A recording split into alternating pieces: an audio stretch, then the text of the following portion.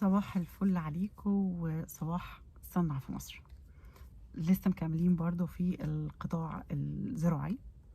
النهارده بقى حاجة جديدة، اد فاليو من نوع جديد موجود في القطاع الزراعي. لو جينا بصينا على طبيعة المزارع في مصر أو الأراضي الزراعية في مصر، بتنقسم زيها زي أي صناعة في الدنيا إلى مجموعة من الناس. ناس عندها مزارع كبيرة وشركات كبيرة، وناس اللي هم بيطلقوا عليها المايكرو والاس ام ايس اللي هي المزارع الصغيرة، اللي هي حجم الأفدنة بتاعتها صغيرة. دايما المشكلة الكبيرة في اللي عندهم أصحاب المزارع الصغيرة، اللي هو اللي احنا بنتكلم من 2 فدان 3 فدان لحد 20 فدان. بيزرع هذه الأرض، بيعيش بيها.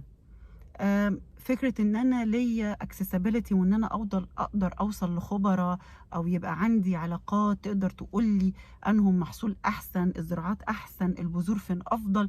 مش شرط تبقى عند أغلبية المزارعين في الفئة دي اللي احنا بنقول عليها صغار المزارعين. وهنا دي الاد فاليو اللي دخلت فيها الشركة دي. دخلت الفوكس بتاعها على المزارعين بيتأول 2 فدان ل 20 فدان.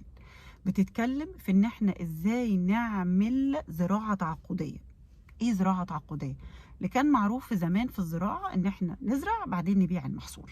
طب لو انا عندي حد في السلسلة عايز زرعة معينة، شركة تعبئة او مصنع معين او مستورد معين عايز زراعة معينة بشكل معين، وهنا يأتي الدور بتاع الزراعة التعاقدية، ان انا من قبل ما ازرع ابقى ضامن ان انا ابيع المحصول.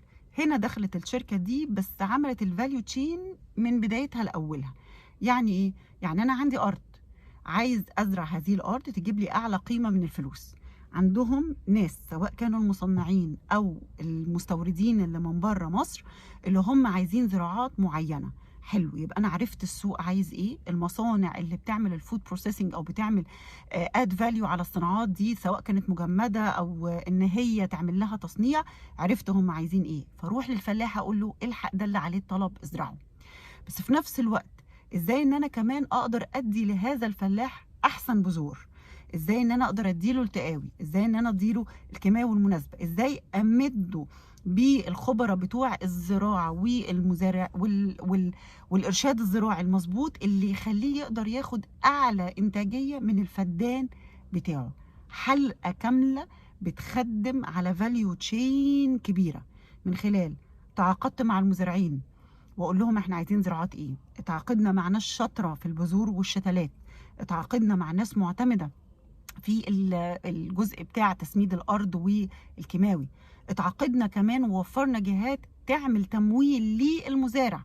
المزارع عشان يجيب شتله حلوه ولا بذره حلوه تمنها غالي، عشان يجيب كيماوي كويس وسماد كويس وما يسيبش متعلقات الكيماويات على الزرع ده تمنه غالي. عايزه اعمل تطوير في الارض او في نظام الري ده تمنه غالي عشان اقدر اطلع بيه الانتاج بتاعي. فهي وفرت لي كمان جهة التمويل لحد ما تقدر ان هي تبيع لي المحصول بتاعي.